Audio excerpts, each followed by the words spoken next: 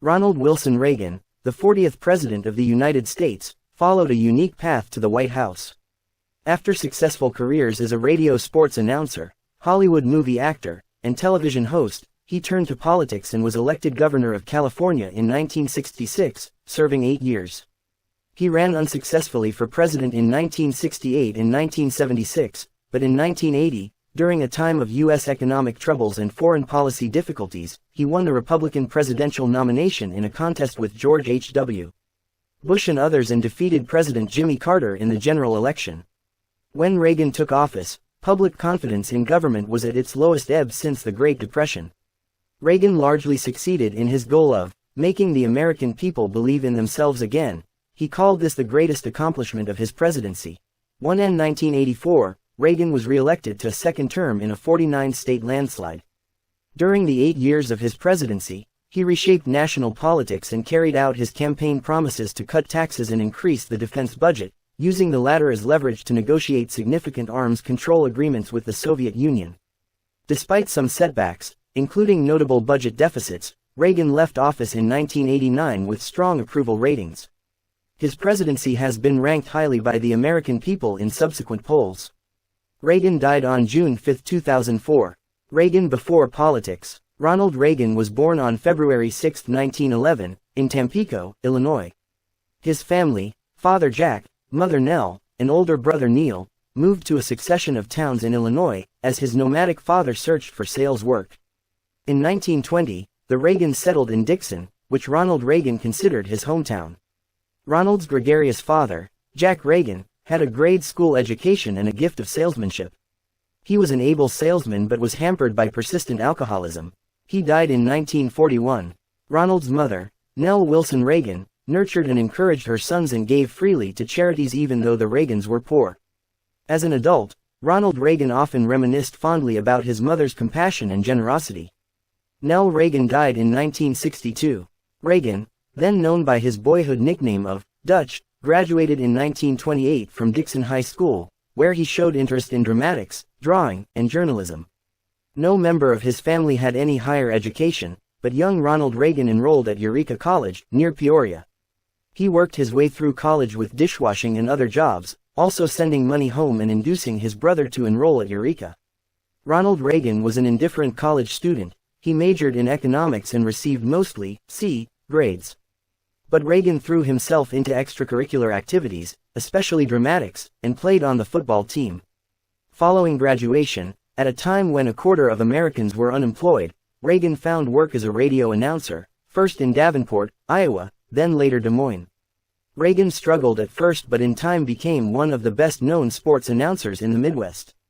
He also became a popular speaker before Des Moines service groups and enlisted as a reserve officer in the U.S. cavalry so he could ride horses regularly. But he dreamed of bigger things. In 1937, Reagan went to California with the Chicago Cubs baseball team on spring training and arranged through a friend for a screen test at Warner Brothers. Warner Brothers offered Reagan a contract for $200 a week that launched his film career. During the next 20 years, Reagan made 52 films, beginning with Love Is on the Air in 1937 and ending with Hellcats of the Navy in 1957. Reagan began his movie making in the B division of Warner's, where, he said, they didn't want the films good, they wanted them Thursday. His break came when his friend, the actor Pat O'Brien, recommended him for the role of doomed Notre Dame football star George Gipp in Newt Rockne, All-American 1940, in which O'Brien had the title role. Reagan was a feature film actor from then on, receiving particularly good notices for a dramatic role in King's Row, 1942, which Reagan considered his best film. Overall, Reagan earned a reputation as a capable actor who did his best work in light comedies. After his film career ended, Reagan became a spokesman for General Electric, hosting the highly rated Sunday television program General Electric Theater and speaking to GE employees around the country. Political aspirations and success. Reagan admired President Franklin D. Roosevelt, whose New Deal for the American people provided jobs for his father and brother during the depths of the Depression. His parents were Democrats, in a Republican area, and Ronald Reagan remained a Democrat until after he turned 50. Although he never lost his admiration for FDR, Reagan became an ardent conservative and switched his registration to Republican in 1962. Reagan's political and ideological evolution was the product of numerous factors: increased wealth, and the higher taxes that accompanied it, conflicts with leftist union leaders as an official of the Screen Actors Guild, and exposure in his General Electric days to a growing view that the federal government, epitomized by the New Deal, was stifling economic growth and individual freedom. That view formed the essence of the speech Reagan gave on October 27, 1964, when he burst on the national political scene with a stirring televised appeal for Republican presidential candidate Barry Goldwater. Using many of the stories and statistics that had become staples of his basic GE speech, Reagan contended that government restrictions and taxation were causing the erosion of individual freedom within the United States. He also decried what he saw as the weakness of the U.S. government in the face of the expansive Soviet Union, which Reagan said was bent on world domination. His performance inspired Republicans and raised $1 million in contributions for the faltering Goldwater campaign. Although Goldwater lost the election in a landslide, conservatives had found a new standard-bearer in Reagan. Backed by a group of wealthy Southern Californian entrepreneurs headed by auto dealer Holmes Tuttle and encouraged by Nancy Reagan, Reagan ran for governor of California in 1966 against two-term incumbent Democratic Governor, Edmund G. Pat Brown. After defeating a well-known moderate Republican in the primary, Reagan won the governorship by nearly 1 million votes and was re-elected for a second term in 1970. During his governorship, Reagan proved to be more pragmatic than his critics, or indeed, many of his supporters, had anticipated. Especially notable was his quick agreement to a record tax increase to solve an inherited budget deficit. Reagan also restored order on California's tumultuous university and college campuses, worked with Democrats to achieve welfare reform legislation and property tax relief, and protected the wild rivers of the state's north coast. On balance, his successes outnumbered his failures, which included a clumsy attempt to reform the state's mental hospitals and an ill-fated initiative that would have imposed a state and local government spending cap. Boosted by his success in California, Reagan made an abortive run for the presidency in 1968, a candidacy that divided his followers and national conservatives. Some of them wanted Reagan to seek the presidency, others believed he should prove himself longer as governor before running for higher office. Trying to please both factions, Reagan ran a half-hearted campaign that came to naught. But in 1976, with the governorship behind him, Reagan just missed wresting the Republican presidential nomination from Gerald Ford, who had become president in 1974 after the resignation of Richard Nixon. Reagan's near-miss candidacy made him the leading Republican contender in 1980, when he handily won his party's nomination and went on to defeat incumbent President Jimmy Carter by a significant margin. Reagan's presidency. Reagan came to the presidency with a sweeping and specific set of policy goals. In domestic affairs, he set out to revitalize the economy, reduce taxes, balance the federal budget, and reduce the size and scope of the federal government. In foreign affairs, he vowed to rebuild the American military and confront the Soviet Union and its allies with new vigor and purpose. He promised to negotiate with the Soviets from a position of strength. He feared that the accepted national policy of deterring the Soviets through a balance of nuclear terror, mutual assured destruction, would lead to a nuclear war. Reagan's presidency was nearly cut short by the bullet of a would-be assassin. He was shot and seriously wounded as he was leaving a Washington hotel on March 30, 1981. Reagan's brave performance in the hospital, "I hope you're all Republicans," he said to the doctors who were about to operate on him, gave him for a time a near-mythic status with the American people. With his approval rating soaring, Reagan after his recovery won passage of much of his economic program, which featured large tax cuts and spending cuts that turned out to be smaller than advertised. Late in the year, the economy plunged into recession, reducing government revenues just as the United States was undertaking the defense buildup promised by Reagan. Taken together, the reduction in revenues and the increased military spending sent budget deficits soaring. Reagan largely ignored the deficits and focused on the recession.